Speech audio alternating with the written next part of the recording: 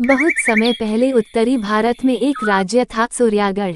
चारों ओर हरे भरे जंगल, चमकते नदियां और ऊंचे पहाड़ इस राज्य की शान थे। राजा वीरेंद्र प्रताप सिंह निडर, न्यायप्रिय और बहुत बुद्धिमान शासक थे। उनके राज्य में किसी को भूख या डर नहीं था। लोग राजा को भगवान समान मानते थे, लेकिन राजा के दिल में एक अधूरापन था, वह संतानहीन थे। राज्य में उनके बाद कौन राज करेगा, ये सोच सोचकर वह हर रात चिंतित रहते। एक दिन एक बूढ़ा साधु दरबार में आया। उसने कहा, राजन, आपका भाग्य अपार है। आपको संतान प्राप्त होगी, परंतु उस संतान के जन्म के साथ एक अंधकार भी आएगा। सावधान रहिएगा, क्योंकि चांद की 14वीं रात को कोई पिशाच आपके राज्य की सीमा लांघेगा। राजा हंस पड़े। साधु महाराज, हमारे सैनिक दिन रात पहरा देते हैं, कोई पक्षी भी बिना अनुमति उड़ नहीं सकता। साधु ने कहा, राजन, ये सैनिकों की शक्ति से नहीं रुकेगा, यह अंधकार स्वयं को बुलाता है। कहकर साधु चला गया, पर राजा ने उसके शब्दों को गंभीरता से नहीं लिया। 6 महीने बाद रानी सूर्यमाला ने एक पुत्र को जन्म दिया, राजकुमार आर्यवीर। पूरे राज्य में जश्न मनाया गया, पर उसी रात अचानक महल के पास का जंगल लाल धुआं से चमक उठा। सैनिकों ने देखा, एक हरे रंग के शरीर वाला व्यक्ति पेड़ों के बीच खड़ा था।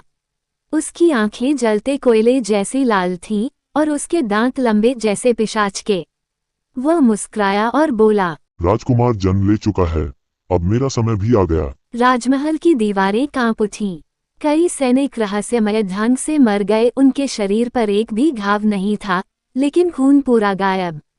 सुबह जब सब शांत हुआ तो राजा ने पूरे जंगल को जला डालने का आदेश दिया, पर राख में भी एक आवाज गूंजती रही, मैं लौटूंगा राजा, अपने अधिकार के लिए। साल बीतते गए। राजकुमार आर्यवीर अब 12 वर्ष का हो गया था, बलशाली, सुंदर और बुद्धिमान। पर उसके साथ कुछ अजीब घटनाएं होने लगीं। वो अक्सर रात में बिना बताए महल की छत पर चला जाता। एक दिन रानी ने देखा कि आर्यवीर की आंखें आधी रात को लाल हो जाती हैं और वो किसी अनजान भाषा में बुदबुदाने लगता है। डरी हुई रानी ने राजा से कहा, महाराज, मुझे लगता है हमारे बेटे पर किसी बुरी आत्मा का साया है। राजा ने राजपुरोहित को बुलाया।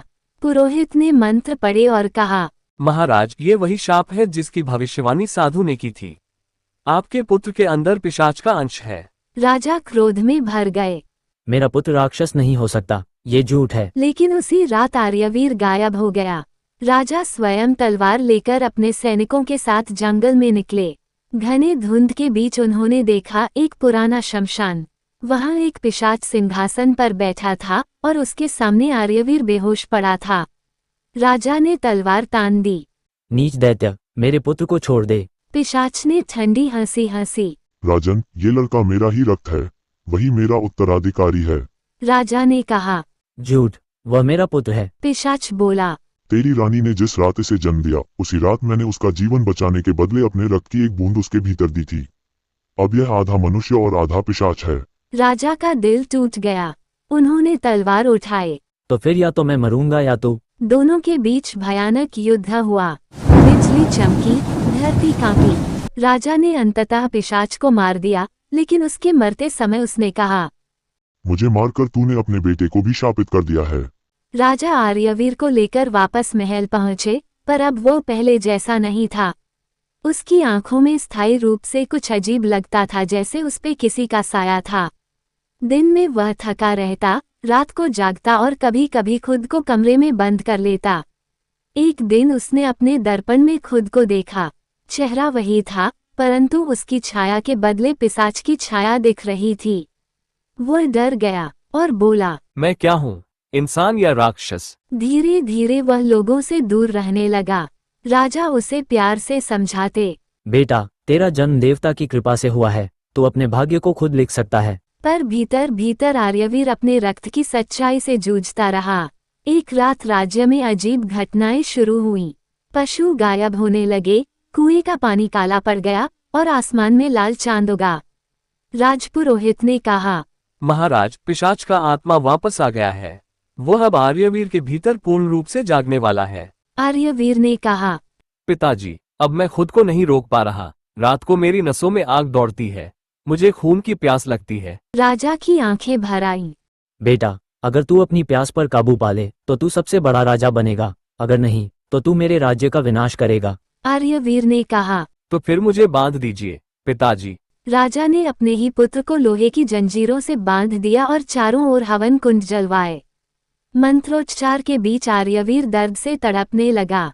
अचानक हवा थम गई और एक भयानक गर्जना हुई। राजा, तू अपने पुत्र को क्यों मार रहा है? वह आवाज उसी मरे हुए पिशाच की थी।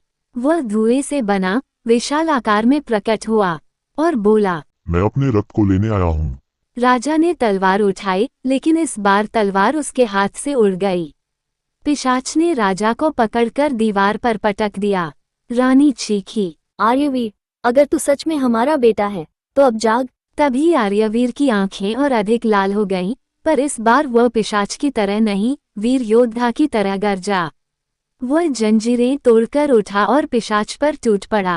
आसमान में बिजली चमकी, धरती हिल गई। आखिरी वार में उसने पिशाच का हृदय फाड़कर अपने भीतर की अंधकार शक्ति से उसे नष्ट कर दिया। युद्ध के बाद चारों ओर सन्नाटा था। राजा और रानी घायल पड़े थे, पर जिंदा। आर्यवीर की आंखों से आंसू बह रहे थे। उसने कहा, मैं इंसान हूँ पिताजी। मैंने पिशाच को खत्म कर दिया, लेकिन उसका अंश अब मेरे भीतर है। अगर मैं जिंदा रहा तो एक दिन सबको नष्ट कर दूंगा। राजा ने रोते हुए कहा। नहीं बेटा, तेरा आत्मबल तुझ में पिशाच से भी बड़ा है। आर्यवीर मुस्कुराया। मेरा अंत ही राज्य की रक्षा है। उसने अग्नि कुंड में खुद को झोंक दिया। आग की लपटों में उसकी आवाज गूंजी। मैं अंधकार में जन्मा, पर प्रकाश में समाप्त हुआ। राजा और रानी विलाप करते रहे।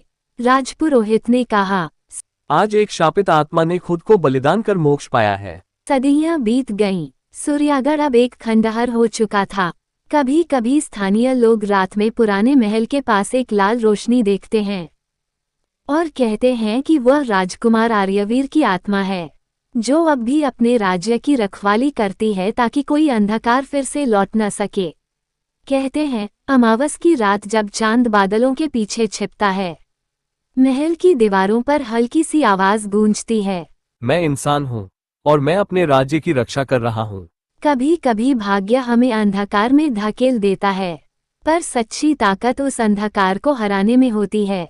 राजकुमार आर्यवीर ने साबित कर दिया कि खून नहीं, कर्म तय करता है कि हम राक्षस हैं या इंसान।